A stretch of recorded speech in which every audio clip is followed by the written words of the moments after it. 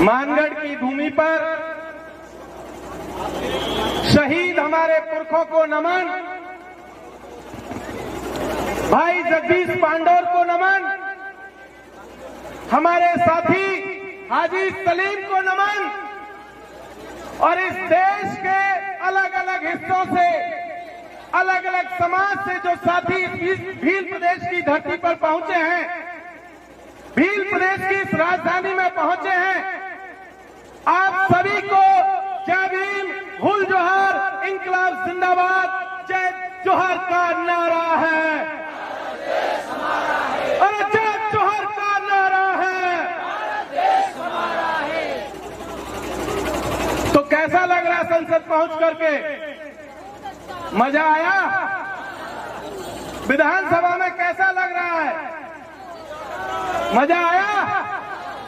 ये चीज याद रखनी है साथियों, जब आज हम लोग यहां मानगढ़ की धरती पर पहुंचे हैं, तब आपको बता दें कि एक मंत्री जो कुछ समय पहले हमारा डीएनए चेक कर रहा था, आज वो विधानसभा के भीतर माफी मांग रहा है।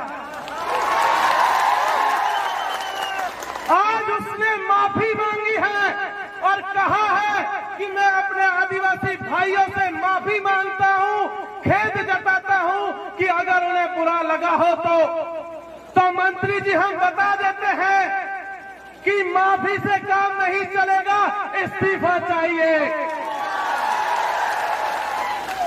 इस्तीफा चाहिए। और जब तक आप इस्तीफा नहीं देते हैं और आप जिस पार्टी से बिलोंग करते हैं, जिस पार्टी ने आपको मंत्री पद दिया हुआ है, जब तक वो आपसे आपकी सदस्यता नहीं ले लेती है, तब तक हमारी लड़ाई जारी है साथियों। जब हम लोग यहाँ पर बैठे हैं, हमारे दो साथी भील प्रदेश की टी शर्ट पहन करके विधानसभा में आपकी आवाज को मजबूती से बुलंद कर रहे हैं, यहाँ से उन साथियों को हम सब हुल जोहर करते हैं, इंकलाब जिंदाबाद पेश करते हैं। साथियों, ये जो लड़ाई हमने छेड़ी है, ये कोई छोटी लड़ाई नहीं है। कुछ मंत्री, एक जनजाति मंत्री हैं, वो कह रहे थे कि ऐसा नहीं हो सकता है। ऐसे बहुत से लोग थे, जब अंग्रेजों की हुकूमत थी तब भी ये वही लोग थे जो अंग्रेजों के यहाँ माफीनामा लिखते थे, उनसे जो है वजीफा लेते थे, उनसे पैसे लेकर के दलाली करते। तब इन्होंने कहा था कि अंग्रेजों से आजादी नहीं मिल सकती है, लेकिन हमारे लोगों ने बताया कि अंग्रेजों से आजादी मिल सकती है और उसी तरीके से भील प्रदेश भी मिलकर के रहेगा। ये बात यहां से इसलिए कहना जरूरी है कि मांग कोई आज की और कल की नहीं है। हमारी मांग पिछले हजारों सालों से जो टेरिटरी बनी हुई थी, पिछले हजारों सालों से जो हमारी व्यवस्था बनी हुई थी, उस व्यवस्था को फिर से कायम करने की मांग है साथियों। हम लोग सिर्फ भील प्रदेश में रुकने वाले नहीं हैं। अभी गोंडवाना बाकी है, अभी दंडकारण्य बाकी है और पूरे देश में जहां जहां आदिवासी इलाके हैं, उन आदिवासी राज्यों को फिर से बनाने की पूरी लड़ाई बाकी है। ये तो अभी शुरुआत है। अभी तो ये कारवां शुरू हुआ है। अभी कुछ दिन पहले हम छत्तीसगढ़ गए थे, कुछ दिन पहले आंध्र प्रदेश गए थे, झारखंड गए थे, मध्य प्रदेश और पूरे देश के अलग अलग हिस्सों में जा रहे हैं। जिस तरीके का प्यार हमें यहाँ मिल रहा है, सेम उसी तरीके का प्यार और सम्मान हमें उस इलाके के लोग भी दे रहे हैं। इसलिए ये लड़ाई को हमें मजबूती से लड़े जाने की जरूरत है। हमारे जो साथी विधानसभा के भीतर हैं, हमारे सांसद जो राजकुमार जी संसद के भीतर हैं, जो लड़ाई वो संसद के पटल पर लड़ रहे हैं, उस लड़ाई को हमें सड़कों पर भी जिंदा रखने की जरूरत है। उनकी ताकत हम लोग हैं और हमारी ताकत वो लोग हैं, क्योंकि प्रस्ताव हम लोग यहां से भेजेंगे। अभी मंत्री जी कह रहे थे कि ऐसा कोई प्रस्ताव सरकार नहीं भेजेगी, तो मंत्री जी आपको बता देते हैं कि आपके हाथ में कुछ नहीं है। प्रस्ताव मानगढ़ की जमीन से जाएगा और आपको मानना पड़ेगा।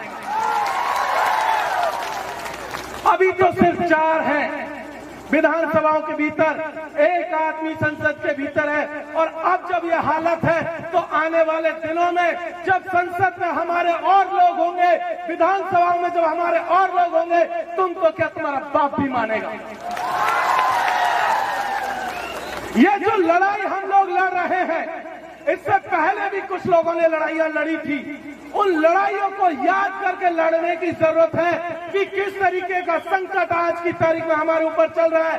कल मध्य प्रदेश में अनुसूचित जनजाति आयोग का जो अध्यक्ष है वो आकर के कहता है कि आदिवासियों को वन अधिकार अधिनियम 2006 के तहत जो जमीनें मिली थी, वो जिनको मिलनी थी वो मिल गई, अब नहीं मिलेंगी। तो इसलिए इस लड़ाई को यहाँ से फिर से जब शुरू कर रहे हैं तो ये कहने के लिए कर रहे हैं कि मंत्री जी आप ये बात मुगालते से निकाल दीजिए, दिमाग से निकाल दीजिए।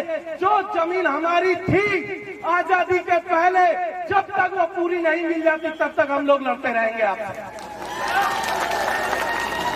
अभी पिछले दिनों उन्होंने टाइगर रिजर्व प्रोजेक्ट के नाम पर राजसमंद में जमीन को लूटने का सिलसिला शुरू किया, पूर्वी राजस्थान में करौली और धौलपुर में लूटने का सिलसिला शुरू किया, झारखंड के पलामू में लूट रहे हैं, देश के अलग अलग हिस्सों में वो जमीन को लूटने की कोशिश कर रहे हैं। तो हमें वहां के साथियों के साथ भी खड़े होने की जरूरत है साथियों।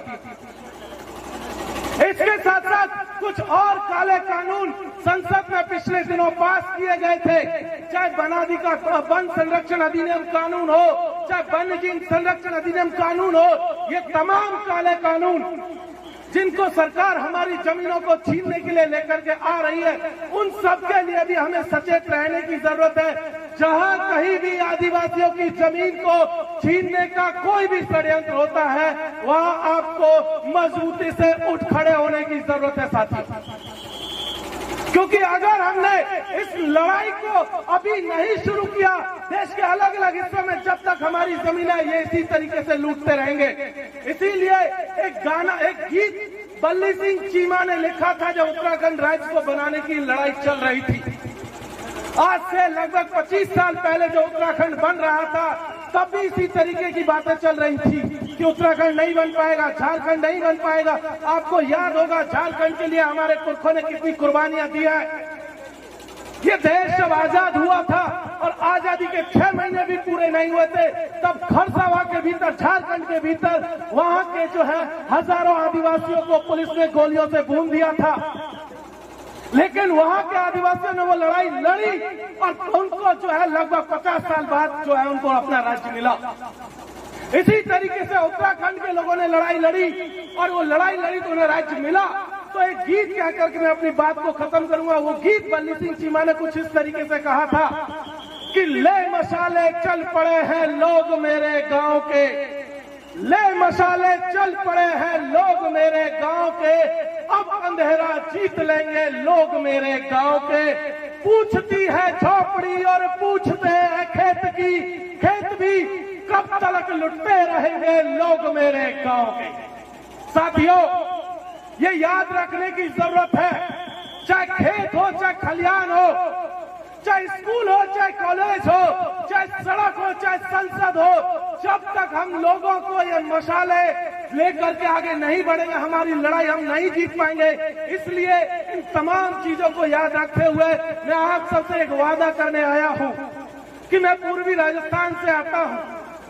पूर्वी राजस्थान के लोग आपको टकटकी लगा करके देख रहे हैं कि भील प्रदेश का कारवा जब मानगढ़ से जयपुर जाएगा, भील प्रदेश का कारवा जब मानगढ़ से दिल्ली जाएगा, तो वो लोग भी आपके साथ में आएंगे।